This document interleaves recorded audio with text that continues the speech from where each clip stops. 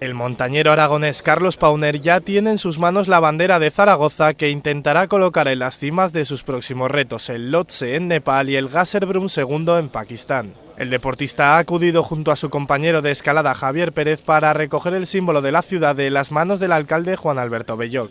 Pauner suma 18 miles en su carrera y pronto tendrá la oportunidad de iniciar la escalada al 11º y 12º con la bandera de Zaragoza en su mano. Pues sí, la verdad es que es un honor porque es la bandera de la ciudad donde vivo, la bandera de mi ciudad y pues un pedacito de tierra, ¿no? Como la bandera de Aragón, un pedacito de tu tierra que llevas ahí arriba y al fin y al cabo pues es algo simbólico, pero es importante, ¿no? El apoyo de tu gente, el apoyo de las instituciones, el apoyo de tu tierra, ¿no? En definitiva pues es un empujón más, ¿no? para esas cimas y esperemos que todo vaya bien y que también la bandera de Zaragoza esté allá arriba, ¿no? En el fondo del reto se encuentra el mítico Everest, el pico más alto del mundo y que Pauner quiere dejar para el final como gran colofón. Lo tengo en la cabeza, pero no lo tengo todavía para próximas fechas. Yo creo que sería bonito y voy a intentar que sea así, dejarlo para el final. Sería un buen punto, sería un buen colofón para este proyecto, ¿no? Haber empezado por el K2 y terminar por el Everest. Y creo que personalmente además para mí es un reto grande, es un reto complicado